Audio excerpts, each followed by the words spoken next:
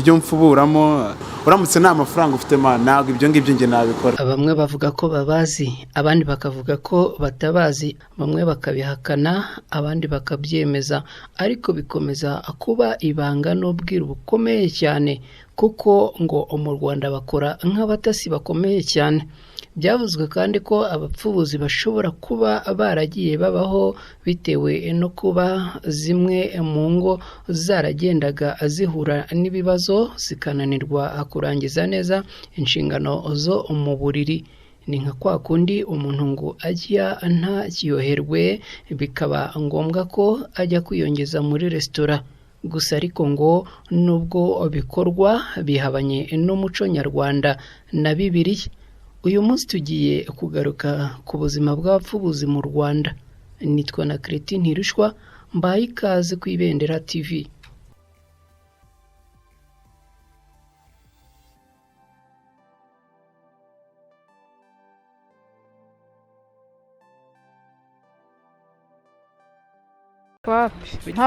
Ntabwo bikorera mu muco nyarwanda, ariko babikora birengagiza ko ari ibintu n'Imana yanga no muri Bibiliya bitemewe. Aba bose baravuga ku bapfubuzi. Bamwe bati turabazi, abandi bati ntitubazi. Ese umupfubuzi ni muntu ki? Akora ate? Ntabwo bigitangaje kubona umusore mwiza udafite akazi runaka akora kazwi, wirirwa atembera cyangwa se wirirwa aryamye mu rugo iwe, umubonana imitungo ifatika, ukaba wakwibaza icyo akora bikakuyobera. Umupfubuzi rero ni umusore ukiyamana n'umugore w'umugabo runaka, aho amuha umunezero atajya ahabwa n'umugabo we, ndetse ikimenyimenyi uwo mugore aba aha amafaranga afatika cyangwa se menshi uwo musore, kuko biba bisa nk'utuzi nk'utundi. Byumvikane rero ko iyo nsoresore iba igomba guhembwa, kandi igahembwa akayabo cyangwa se agatubutse, kakandi abantu bita ko ari ukuyoresha igitiyo.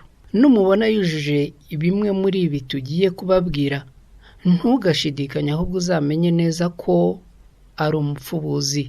Ikizakwereka bamwe mu basore bapfubura, uzasanga nta kazi gafatika bagira. Uzasanga ari abasore bateye neza, bamwe benshi bita amabogari. Uzasanga kandi ari abasore b'ingufu bakora siporo, mbese bamwe bakunze kuvuga ko bateruye ibyuma.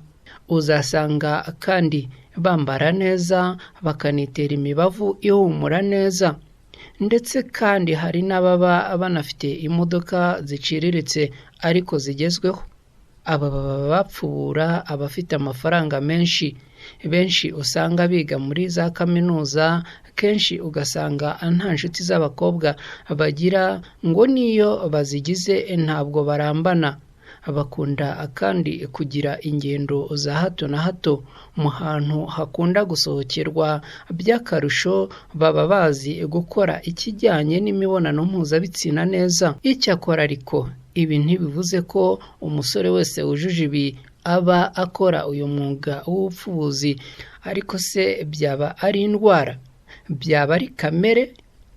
Cyangwa ni izihe mpamvu zituma mu by'ukuri umusore mwiza yigira muri uyu mwuga agahitamo kwitwa izina ry'umupfubuzi? Mu bantu twagiye tuganira, benshi bahuriye kuri izi mpamvu zikurikira. Ibyo mfuburamo uramutse nta mafaranga ufite ntabwo ibyo ngibyo nge nabikora. Gushaka gukira vuba no gushidukira ibigezweho. Abasore benshi bashaka kubona amafaranga batakoreye, cyane ko unasanga kubona akazi muri iyi minsi bitoroshye. Rero bahura n'umugore ufite amafaranga ye, uzagura imodoka yo kugendamo, umusore agahita yirukira kuzajya asambana nawe, nyamara atatekereje ingaruka zirimo.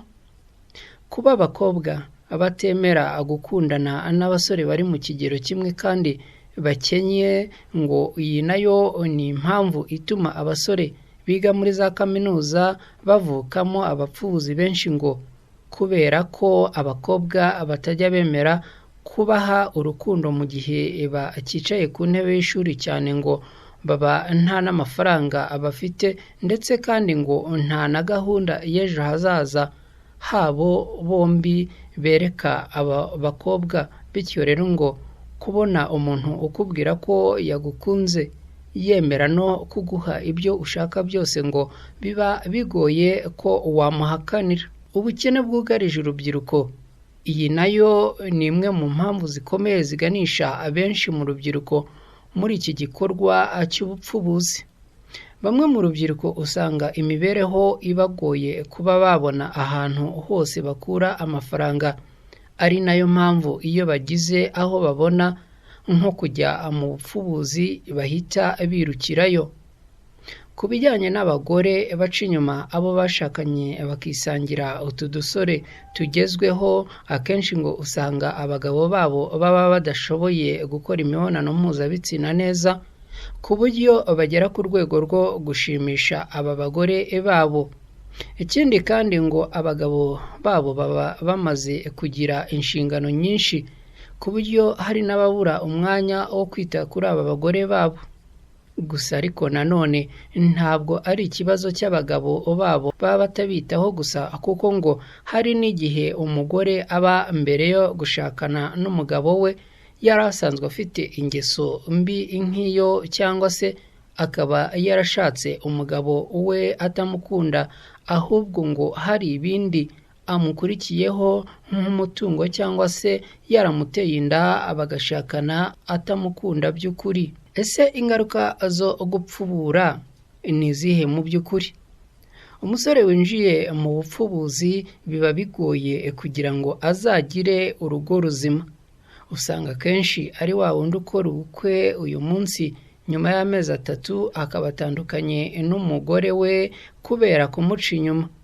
Ikindi kandi tutakwiyibagiza ngo nuko bamwe mu bapfubuzi hari n'abashobora kubyanduriramo sida cyangwa se izindi ndwara, cyane ko baba badakoresha udukingirizo. Urugo rwagezemo ubupfubuzi burya narwo ruba rwasenyutse byarangiye, kuko umugabo ntacyo aba akivuze imbere y'umugore we.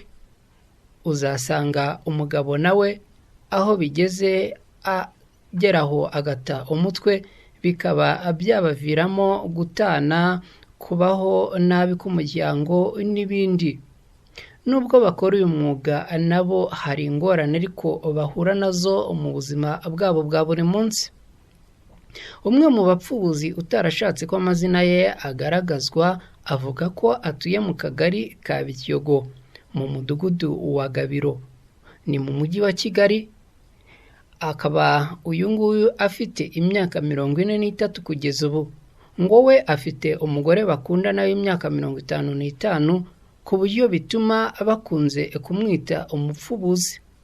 Avuga kandi ko we kuba yitwa umupfubuzi bimubangamira, ngo kuko yumva gukunda uwo ashaka ari uburenganzira bwe. Ni ibintu yavuze muri aya magambo agira ati: buri gihe mbabazwa cyane no kumva umuntu anyita umupfubuzi, uretse ko badakunze kubinyita kuko ababivuga benshi baba ari inshuti zanjye magara. Impamvu mbabara nuko nzi ko gukunda uwo nshaka ari uburenganzira bwanjye, kandi kubimbuza bikaba ari ukumvutsa ubu burenganzira. Naho ku rundi ruhande kandi uyu akomeza avuga ati: kunyita umupfubuzi simbyumva, kuko kenshi n'abagabo badashimisha abagore babo sinjya numva babatizwa amazina, mu gihe ari bo banyamafuti ba mbere, kuko kudashobora gushimisha umugore wawe mba numva ari cyo kibazo. Bumwe mu buzima bw'ubwiru bukomeye cyane abapfubuzi babamo n'ubu ngubu. Rimwe na rimwe baba batishimiye uburyo rubanda rubabona. Ibyo bakora baba bazi ko bitemewe mu muco nyarwanda, bigatuma bihisha cyane ndetse bakabaho mu ibanga rikomeye cyane. Babaho nk'abakora ubutasi, kuko iyo bapfubura abagore bacunganwa n'abagabo babo. Babaho bihishe kuko ibyo bakora bazi ko ngo bihabanye kandi ngo bitemerwa n'Imana, bakaba harimo n'ababita ko ari abakozi b'ibyaha. aba kandi babaho mu buzima bukomeye cyane kandi usanga baba bacunganwa n'inzego z'ubucukumbuzi ku mutungo ngo hato batazasoreshwa. Iyi ngeso ntabwo ijya ihira abayikora kuko uzasanga havuyemo amakimbirane ndetse hakaba haziramo n'urupfu. Ikindi kandi ngo ni igisebo haba ku mupfubuzi cyangwa se kupfuburwa. Biragoye kuba wabyikuramo niba ubikora, ariko inama nziza kuri buri wese nuko niba umugabo wawe ataguhaza wazajya uharanira kumushimisha no kumwitaho.